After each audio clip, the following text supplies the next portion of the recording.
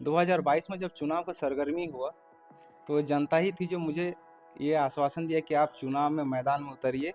आप बिना पद के जब इतना करते हैं, तो पद के साथ आप क्या कमाल कीजिएगा। तो मैं जनता से यही रिक्वेस्ट करता हूँ कि ये आपका एमपी एमएलए का चुनाव नहीं है कि यहाँ पे आपका कुछ भी स्थानीय मुद्दा एक पार्षद ही आपका समस्या का समाधान करेगा।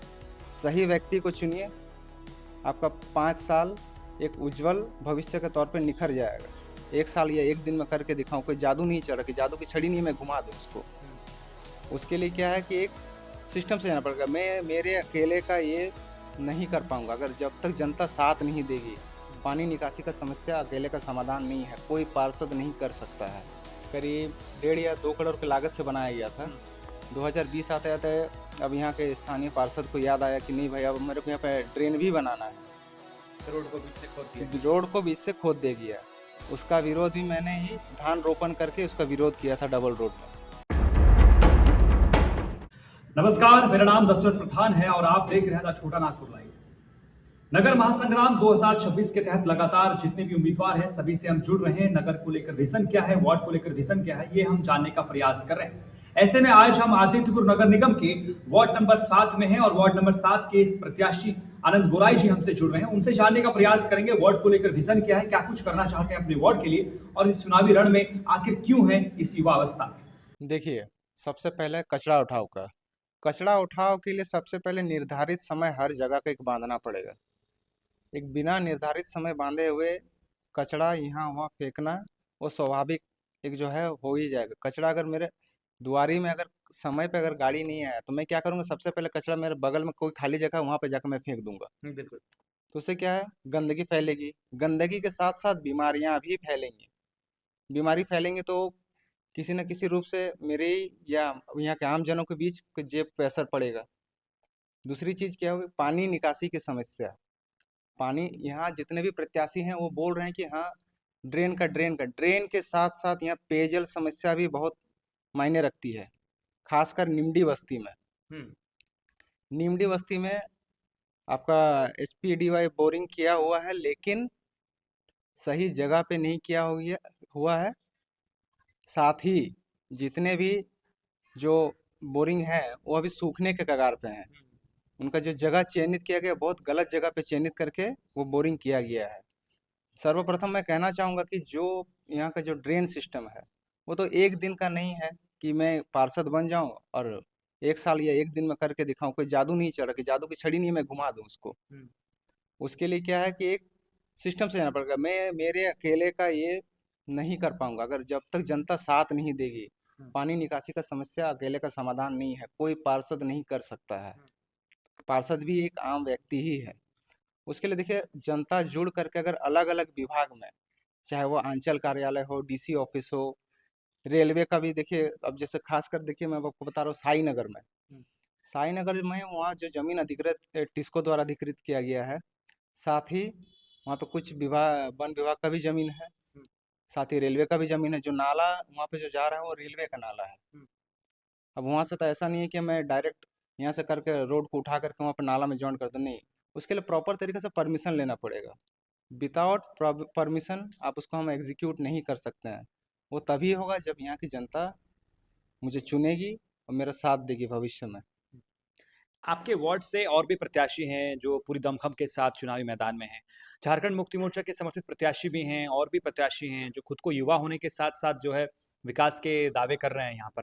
तो क्या कुछ कहेंगे, आप कहाँ पाते हैं खुद को जब आप जमीनी स्तर पर जब पहुंच रहे जनता के बीच में जब जुड़ रहे हैं, वोट का मांग मांग कर रहे हैं? देखिए, जितने भी प्रत्याशी यहाँ पे हैं सबसे मैं कम उम्र का प्रत्याशी हूँ। अभी तक मेरे द्वारा कई प्रकार के काम किए गए हैं। जनता से मैं करीब पिछले चुनाव के बाद से ही शायद मैं जुड़ा हूँ। मैं चुनाव में पार्टिसिपेट नहीं किया था, लेकिन उस टाइम से मैं धीरे धीरे काम करते आया हूँ। खासकर मैंने कोरोना काल में मैंने आर्थिक सहयोग किया। राशन के लिए जिन जरूरतमंदों को राशन कार्ड की समस्या, राशन, सूखा राशन, वहाँ तक मैंने घर घर पहुँचाया। यहाँ तक कि अपनी परवाह किए बिना मैंने जगह जगह पर ब्लीचिंग छिड़काव भी किया, खुद किया था। मेरी टीम के साथ मैंने खुद किया था। 2018 में यहाँ का जो रोड बनाया गया था, करीब 1.5 या 2 करोड़ की लागत से बनाया गया था। 2020 आते-आते अब यहाँ के स्थानीय पार्षद को याद आया कि नहीं भाई, अब मेरे को यहाँ पे ड्रेन भी बनाना है। तो रोड को बीच से खोद दिया गया। रोड को बीच से खोद दे गया। उसका विरोध भी मैंने ही धान रोपण करके उसका विरोध किया था डबल रोड में। उस टाइम कोई भी देखिए, जितने भी प्रत्याशी हैं, कोई किसी का कुछ मतलब नहीं था। वो मैं ही था जो इतने वर्षों से यहाँ की जनता से मैं जुड़ा हुआ था। साथ ही किसी भी प्रकार की समस्या आम जनों द्वारा मेरे द्वारे पे जो भी आए हैं, चाहे वो उज्ज्वला योजना जो फ्री गैस मुफ्त सरकार द्वारा आवंटित किया जाता है केंद्र सरकार द्वारा, या फिर आपका हुआ राशन कार्ड की समस्या और पेंशन का समस्या, वो मेरे ही द्वारा वार्ड में जन जन तक पहुंचाया गया। मेरे द्वारा भी कुल 436 राशन कार्ड निर्गत कराया गया। 50 परिवारों को उज्ज्वला योजना से जोड़ा गया। करीब 100 प्लस है जो मेरे द्वारा पेंशन, वृद्धा विधवा पेंशन स्वीकृत कराया गया। साथ ही मेरे वार्ड में नहीं, अन्य वार्ड में आपका दो व्यक्ति हैं जिनका मैंने विकलांग पेंशन, साथ ही उन्हें व्हील चेयर भी दिलाया गया मेरे द्वारा। तो अब कुल मिला के देखिए, जनता जनार्दन का यही कहना था। मेरे को मतलब चुनाव लड़ना नहीं था। 2022 में जब चुनाव का सरगर्मी हुआ, तो जनता ही थी जो मुझे ये आश्वासन दिया कि आप चुनाव में मैदान में उतरिए। आप बिना पद के जब इतना करते हैं, तो पद के साथ आप क्या कमाल कीजिएगा। तो वही जनता का आशीर्वाद के साथ ही मैं इस मैदान में उतरा हूँ। मेरा क्रमांक संख्या 1 हुआ और मेरा चुनावी चिन्ह हुआ अलमारी। देखिए, जनता के आशीर्वाद के साथ ही मैं इस चुनावी मैदान में उतरा हूँ।